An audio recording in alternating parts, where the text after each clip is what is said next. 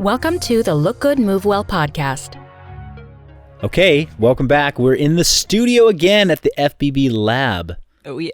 Satya, Yes. say hello to everyone. Hey, everyone. All right, we're in our studio. Let's point out some really nice touches that you have all put together for this. If I believe it's on camera, but and if you're listening to us and you're not watching this, then we'll be sure to link where you can be watching this very soon. You should be heading over to YouTube and checking out some of these video conversations. But behind you, there's a really cool bookshelf or shelf type thing that had a photograph. Okay, this is something that I just thought was just the most thoughtful thing ever. But there's a photograph of me up there. It's actually not of me. It's of like my torso. It looks like it could be any person. It is me. Anyhow, but it says Philly on it. It says Philly on it. Somebody could be wearing that shirt. You don't know. My head's chopped off. But Molly recognized that there was an absence of a photograph of Satya on that same shelf. And Marcus is not the only athlete on this podcast. We got another awesome athlete in Satya. And so Molly had a couple photographs of Satya framed, and it is just so cool. I'm like getting all warm and tingly thinking about it. I kind of want to cry, and I wish I had thought of it. It's just the sweetest gesture. So Molly, you are awesome. Yeah. Thank you for adding that. So we're going to be pointing out little small touches to the studio as we go. That was mine for the day. Anything to add, or should we just save some more of the secret sauce for people and just like entice them to come watch? We can save a little of the secret sauce, but I was very touched by Molly's gift of a photograph because it's, the Marcus Philly show most of the time around here. And, there's a lot of team. There's a lot of wonderful people who work behind the scenes to make everything happen. Oh my gosh. Yeah. It's such a good team here. Yeah. And the conversations that we have had over the past several months filming and recording this have been, I love Mizba, and I love all the years that we had him hosting the podcast with me. But I think we've just gotten to a different level by having just a different dynamic here. So, this certainly is a team. So thanks to everybody for putting it together. And today we are talking about kick it over to Satya. What are we talking about today? Okay. Today we are talking about how functional bodybuilding is not just a way to get jacked, which of course it is, but it's an entire system of training. And we're talking about the aspect where you can go from being in pain, getting yourself out of pain, getting yourself to move better, getting yourself to look better, all the way up to being a world-class athlete without having to go over here to this person and over there to that system and over there to that doctor, and how functional bodybuilding is really something that encompasses a lot of these things all in one place. Yeah. And this is so for just a little bit of background for those people that are listening and are new to the show, maybe don't know any of the history.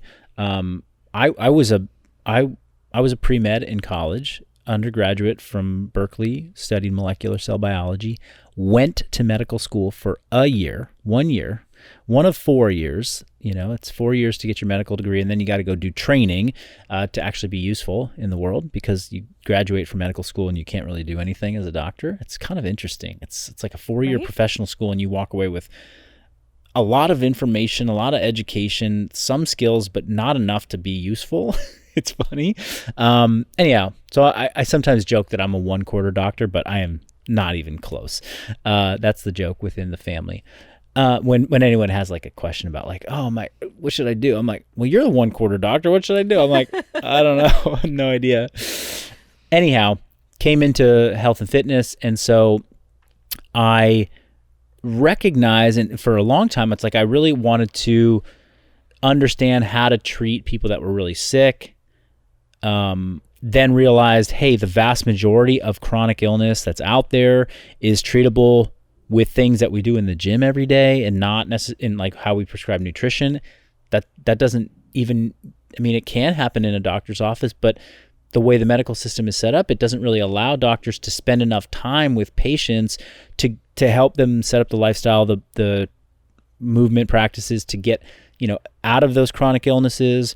And then I also had this background in sport, competing in a variety of sports, golf, soccer, then CrossFit. CrossFit was the only one that I can consider myself a world class, because I competed at the World CrossFit Games. But I aspire to be world class in some of the others, and then fitness. I just want to do things at the highest level I can. And I was a gifted athlete, so here I have had this experience of like, okay, I've world class athletics. Like, I admire sports. I admire what we are doing in the sport of fitness. Working over here with people that were sick or in pain, thinking that was something I wanted to do, and then of course spending a lot of time in the middle with people that weren't necessarily trying to be world class and weren't necessarily in pain, but they just wanted to live healthier, more fit lives and avoid going this direction. And it's been a observation of mine over the years, and observation of many people in the health and fitness industry, and even consumers of the health and fitness industry and the medical community, that like, why is everything so different? Like, why is everything so partitioned? And why do you go over here when you're like in pain, but then when you want to like be just kind of in the middle, you got to go here. And then if you really want to get really good, you got to go to a different group of coaches and go over here. And it's this model that's been around for decades, where you're sick, you're in pain, you go to the doctor, you go to the PT. When you're done, you go where? Oh, you kind of navigate it on your own, or maybe you get a personal trainer, or maybe you go to the gym and you try and figure it out here. You got to find your own information. And then, but if you want to be like, do you want to play a sport and get really good, you go hire coaches that are like strength and conditioning specialists, or like, position coaches, right? And there's like this whole middle ground was sort of like poorly defined, and like there weren't a lot of great professionals in that area. There were good professionals out there. There were great thinkers, but there wasn't like, this is where you go to like do that. And now I truly believe that it's more about, how do we see that everything is encompassed within one continuum of health and fitness, that when you're sick or when you're in pain, to get out of sickness and out of pain, you apply principles that once you meet a definition of like, okay, I'm out of pain now, like I don't feel pain, we had this line drawn where it's like, okay, now you go from this clinic, now you go out into this clinic, or you go to this gym, right? And then on, keep going. And it's like, okay, now I've gotten pretty fit. I kind of want to like take it to the next level. I want to like do a professional thing. So, you have to go see this other coach, or it's like, that's just a line in this continuum of strength, of cardiovascular fitness, where, okay, now we have to apply the same principles, but at a different level of intensity and volume and specificity for what you want to do. So instead of drawing a line and saying, okay, take off, go to the next person, can we be professionals, and can we honor all of these different types of goals and where people are at in life, and help move them to where they want to end up? And one of the mistakes that I made early on was thinking everybody wants to be world class, and so we got to take people from 0 all the way to 100. Some people care about that, but some people don't. So where do we apply methods to take somebody out of pain and help them get off their blood pressure medication, and help them get out of, insulin resistance, and move them to a place where, okay, now they're feeling better, they're off maybe meds, or they're eating a better diet, and now they want to, now I want to like, I want to go and hike a mountain, and I want to like get in shape for that. Like, okay, well, we don't have to change anything. We just keep doing what we're doing, but we apply a little bit, more of the methods, or, we tune them into how they need to use these methods to get there. So that's where, and I'm not saying that's functional bodybuilding figured it out. It's like, no, but the concept of training in the way we do at functional bodybuilding honors that all of these different people fall on a continuum, and that to get people from one part of it to the next, we apply principles, but we might change the dose, the intensity, the specificity of it, but it's still all rooted in the same principles. Right. And one of the things that really blew me away when I first started training in the functional bodybuilding style and started working with a coach is that all of a sudden my coach was asking me, well, what are you eating? How are you sleeping? How's your stress? How's your poop? And these are things that no doctor has ever addressed with me my entire life. It's like, sure, if I had some medical condition, I might go to the doctor and they might ask as a follow-up to help treat that. Yeah. But in terms of prevention, in terms of building in healthy lifestyle practices, consistent habits, this was the first chance that I got to work with someone who was looking at the whole picture of what are you doing in the gym and what are you doing outside of the gym. Yeah. And I think the other thing is that I didn't really realize until recently, and this is going to sound so simple, but after going through an injury rehabilitation process, it was the first time I really put it together in my mind that physical therapy is strength training. Yeah. Like, it's not like you go over here and do something entirely different from strength training in the gym. And that there's this actually really beautiful gap between those two, or I should say bridge between those two, where you can go right up, like you were saying, just with a different dose and a different intent, you know, all the way up to as advanced as you want to get. Yeah. And on that note, big shout out to Adam Fetter, our most recent addition to our coaching staff here, who is a doctor of physical therapy, who was a clinical, a practicing clinical physical therapist for the last several years, and has just made the transition to full-time strength conditioning or health and fitness coaching, because he knows, just like we know, that it's what we're talking about here is that it is this continuum of, you know, what he's applying in the clinic versus what he's going to apply with some of our clients is not so far different. There's more similarities between differences. I think it's also an important time to address something that a lot of fitness professionals will say, which is and discuss this concept of staying in our lane as professionals, right? Which I think is like an important topic to acknowledge and address, and that is, if you have a broken leg, you know, don't go to your your strength coach, your gym coach, your personal trainer, and be like, hey, I need you to bandage me up, like I need you to set my bone. That's out of our scope, right? And that's a very crude example, but, you know, if somebody is in pain, while the principles of strength conditioning and functional bodybuilding could help them get out of pain, it doesn't mean that I'm the right person to do that. Somebody who just tore their labrum, their shoulder injury, they got evaluated by an orthopedist, they had surgery, it's time to rehab from that. Look, a clinician, a physical therapist who has thousands of hours of clinical training dealing with that is much better suited in an acute or a rehab setting than you going to your coach and saying, hey man, like, can you help me? Like, yeah, let's do some lat pull downs. Like, okay. And then on the questions, like some of the questions that your coach has asked you about health markers, what's going on with your digestion?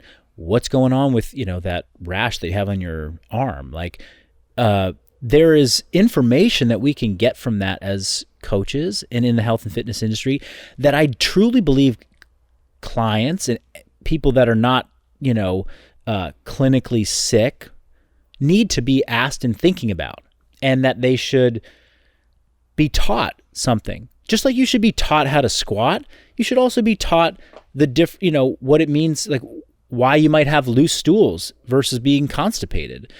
You should learn that, you know, skin, like a skin condition or some rash that you might be having could have something to do with lifestyle choices and things that you're eating and what you're putting on your body. And as a health and fitness professional, or the coaches on our team, like, we have knowledge around that we can talk about with our clients. I'm not going to diagnose whether you have a certain type of rash or eczema or something that you need to go. Are you saying I have a rash? I don't know. I'm sorry. I'm like pointing to you while you have like perfect skin. I'm not saying anything about that. But yeah, like, I'm not going to send you out to get the prescription. Like, that is certainly out of our lane.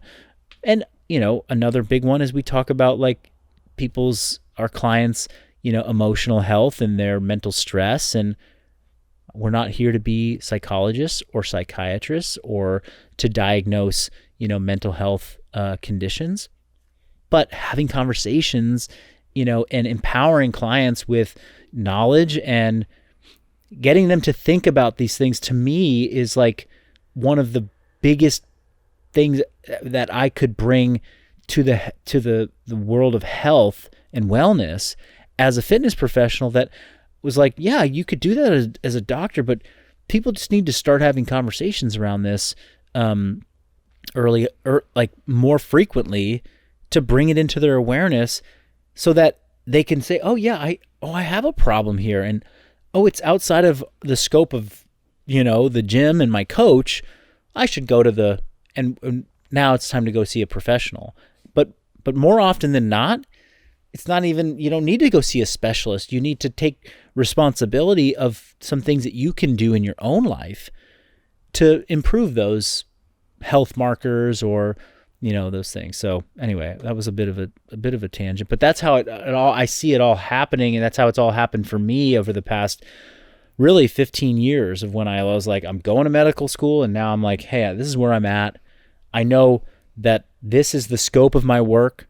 It's interesting because every passing year and every few years, like the scope of like the health and wellness practitioner, it grows. It's like, oh, you really know a lot. You can potentially impact people's lives in tremendous ways that have, that could save them a trip of going to see an expert when it was maybe unnecessary, and with that trip outside of their bubble, they were fearful. They went into an environment where it was not, they didn't have a good relationship with the professional on the other end. So it's just kind of rethinking the whole, healthcare system. Like, we're trying to be in the business of caring for people's health. And so we're part of that, although we're not doctors. We're not, physical, well, Adam's a physical therapist, but I'm not, even though I know a few things about pain, but it doesn't make me have that expertise. Right. Well, one of the things that I start to wonder about within this particular conversation is, so there's the role of going to the doctor or going to the specialist to get out of pain or to heal yourself or to heal some condition or even to prevent some horrible disease down the line. And then there's, I think, a different nuance here, which is basic healthy practices to feel good and to get what you want out of your body day to day in the gym. Do you think that there's something that's unique to functional bodybuilding about that particular approach, or what about functional bodybuilding really encompasses that? I think it's less about like what we're doing that's unique that really encompasses that. I think it's more of the approach and to having an inclusive conversation around all of these different topics. That's what's unique. Mm-hmm. And I mean, not just to us, but to certain brands and certain coaching groups that are out there. One that comes to mind is like the Chek Institute and like the Paul Chek and his school of coaching and teaching, which started as him being a practitioner. He was a coach to many people, and this is how he coached people, and then I wrote a book. It's called Eat, Move, and Be Healthy. And it was, it's this groundbreaking book that's, I think, over 20 years old, maybe 30 years. I don't know when it was published, but I mean, man, I picked that thing up early on and I was like blown away. I was like, wow, this is like, if people just live like this, we'd all be good to go, like legit good to go. But it was like, he's looking at how we source our food, how we chew it and digest it, how we move, looking at like emotional, mental health, like spiritual practice, like all of these, I was like, oh wow. It's so it was kind of my first introduction to like, this is how you be inclusive of all of these different dynamics that impact someone's health. And then recently, like all of our coaches, and the two of us, I mean, we're we're the first to finish the certification, just putting it out there. That's right. But we went through as a staff the precision nutrition curriculum, which is another great company that I think is doing a great job as a nutrition company, but introducing the concept of health as being this factor approach where it's like your environment, your social circle, your mental health, your emotional health, your physical movement, your nourishment. Like you're only as healthy as the sum of all of these parts. So a brand or a company that approaches it in this way where it's like, hey, we have to include all of this and then do our best to be experts in each one of those areas or be very knowledgeable in each one of those areas. That's the mission of the coach is, okay, over the course of your time, if that's the goal, to be this source of knowledge that is unique in the world, right? Because that's still a unique concept. Most people are still in the model of, I go here for my nutrition information, I go there for my muscle building information, I go here for my, this whatever. But if you want to be somebody who can kind of house all of that, then you have to work towards learning over time and accumulating information. And so you might be thinking I'm talking just to the client, to the coach right now, but if you're a client, if you're a consumer of this, you want to be healthy, like what are you doing in your consumption of information to learn more about training, learn more about nutrition, learn more about your spirit, like who you are, beyond just this physical body that's here, and engaging in conversations to help you, peel back some of the mental patterns that are just there from however long you've been alive that maybe aren't serving you anymore and they're holding you back from what you want and your goals and your dreams. Like that's what I think this podcast is about, is just, hey, we're here to engage in these conversations to be like, oh, wait a minute, I didn't even think about my poop as being an important thing. Like, I'm glad we're talking about that,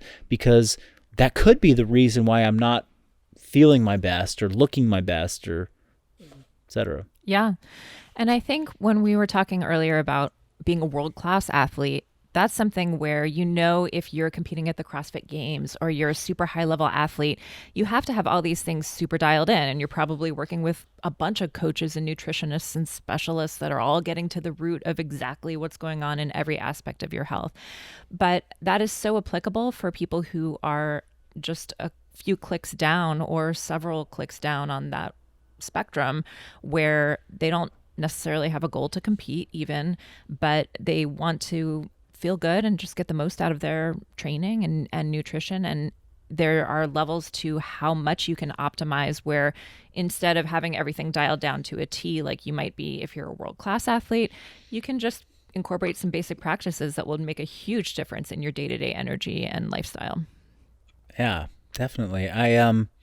As you were just talking, it was, I think what the visual that I had come to mind, and again, if people are watching this video and I'm making all these hand gestures and I'm like, referencing, pointing at my rash, pointing at your, like, if you're just listening, you can't see my awesome hand movements right now because they're very animated. But I'm trying to like kind of give visuals with my hands.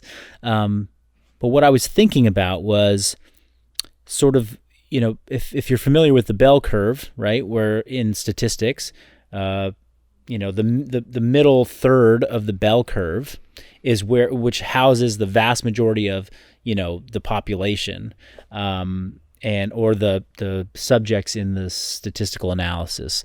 And that I think strength and health and fitness coaches used to be thought of as like, well, you're great for the middle of the bell curve. You can really work well with those people. But the second somebody starts to have, and who's in the tails of the bell curve, like the outliers, they're the people that are sick or the higher performers or people that are just a little bit different. Not different, but they have they fall further from average. And over time, I think what is happening, what we're hoping to see continue to happen, is that the health and fitness profession, or this whole like kind of collective of coaches and people out there that are trying to they're doing a better job of being able to handle a bigger portion of that bell curve, right? I don't think the goal is ever to be like, you're a one-stop shop for everybody, because there's always going to be people that are outliers, and there's always going to be people that have, very, they have demands and needs that require specialists, and they require people that have put in training and thousands of hours and know their craft better than anybody. And I believe that having world-class performers in surgery, in basketball, in spirituality, like that, you want those people. You want the person that can show up and give a talk and they know more than anybody on earth about one thing, and then you ask them about something outside of that, they don't have a lot to offer. Like, you want those people there too, because that's what helps us all grow and elevate. But this idea of like, we're going to be able to help more people, and we can continue to help more people, and we can help individuals bridge these gaps that have formerly been in place that felt like obstacles, and felt that maybe led people to feel like, oh, I don't know where to go. I'm out of pain, but what do I do next? Like, do I got to go to a totally different gym? I got to go to a totally different set of, professionals to help me. And now I have to tell my story to them all over again. They don't even know what I just did. Right. And so, I know that there's clients that are going to come to us, that are already coming to us, that are excited at the idea of like, oh, I get to work with Adam. Oh, he knows, he's like worked with somebody that's just had shoulder surgery before, and he's worked with somebody who's clean and jerked close to 400 pounds. Like, whoa, that's rad. And what does that journey look like? I want to be on that journey with that guy. And that's what I think we're seeing more and more of. Yeah. And I think that there is something really powerful just about the movement that we do, in terms of being encompassing of sound practices that are going to help get you out of pain, help prevent pain, help keep your body moving in good ranges of motion for training or for day-to-day life, and take that into gymnastic skills and all the fun things and clean and jerks, and layer on as much as you like. Yeah, I mean, if we think about the underlying, physiological traits that we're helping people change, then, and we have a decent understanding of that, like gaining strength as an example of a physiological trait we want to change, that's applicable to somebody in pain. What we're trying to do with somebody in pain is we're trying to give them enough strength through stability, through range of motion, to get in best positions to reduce inflammatory signals that are causing pain. And that same practice of getting somebody, strengthened to get out of pain is the same practice, or the same method, or same principle of getting somebody from 1 to 10 strict pull-ups. We love to apply movements. We choose exercises. We're not closed off to exercise. Like, we're a method that's like, I embrace that if it gets you out of pain. I embrace that if it gets you out of, it gets you to 10 pull-ups. I embrace that if it helps you do 10 muscle-ups unbroken. Like, we'll use all of it around sound practices, like you've said. And I think that that's something that always, like, once it hit home that that's what we're doing here, versus saying, hey, we're a fitness method that uses these 9 foundational movements, or these 20 movements. This is what we do. We don't venture outside of that.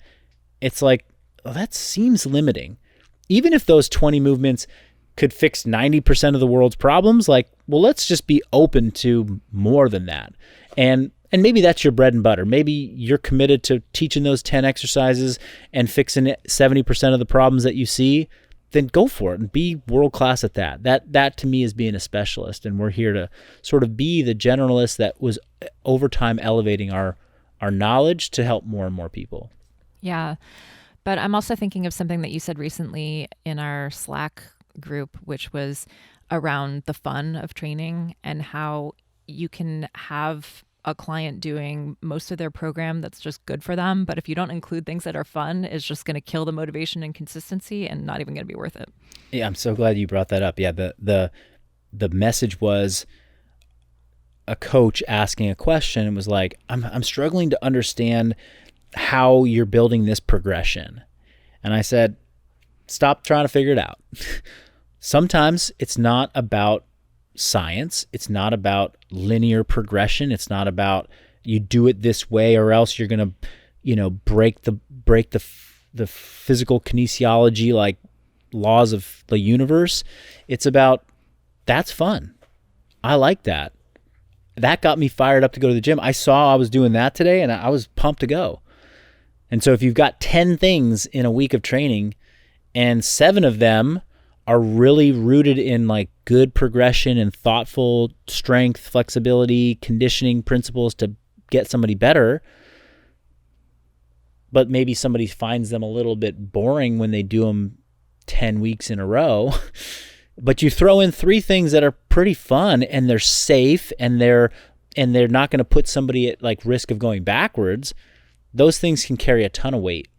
And that's where I think that's what you're referring to. It's like there's this, we're open to, hey, there's a blend of like, it's got to be effective, it's got to get you moving in the right direction, and you've got to enjoy doing it. Because if you don't show up 10 weeks in a row to do the stuff, you're not going to have put in enough time to actually see results. So if there's something that kind of that carrot at the end of the, this that's pulling you along, it's like, okay, this is it. Yeah. Well, should we do a little recap? Please, good luck. I am like, I don't even know what we've said. You don't even know what you said. What day is it? Okay, I'll go for it. So one thing I think it's very important to know that you can train and have good sound nutrition and lifestyle practices all within the same system, whether that's functional bodybuilding or another brand that encompasses these things. They're all connected. So if you're training in the gym and you're going home and eating like crap and you're not feeling good and your poop is terrible, then these are all things that can be investigated to just keep you feeling good and keep your lifestyle happy and healthy. Yep. And also that, we're not experts here on every single thing under the sun. And so part of the job of a good coach, of a good training system, is to recognize when things are outside our scope, and we refer out to those. Yep. And I think point 3 is that Adam is available for clients. And Adam is available. We're going to plug Adam. Did we mention that Adam's available? No, well, all of our coaches are well-versed in Yeah. many of these subjects, and you can work with any of our coaches by visiting functional-bodybuilding.com. Yeah, and that's really what the coach, hey, a lot of people come to us for programs. A lot of people come to us just to hear us talk and check out Instagram and get a workout here and there. But if you're interested in having a coach guide you through a comprehensive approach to health and fitness that includes a lot of these conversations that might fall outside of reps and sets, but like what's going on with your digestion, how's your nutrition, how's your stress level, then that's what our coaches love to do. And that's what makes the guidance of a coach so valuable. And so if you heard this episode and, it piqued your interest on a particular topic of health and fitness that you maybe before thought fell outside of the scope of what we do here, but you're like, oh, you guys would, then hit us up, in the DMs and the comments and let us know what you want to hear about. We'd love to kind of make this a place where people can hear more about how to lead healthier and more balanced lives. Maybe that goes beyond, energy balance equations and knees over toes. Yeah, we want to hear about your poop too. Yeah, totally. So until then, keep a journal of your poop and we'll talk to you soon. Talk to you soon. See you guys. Bye. Bye.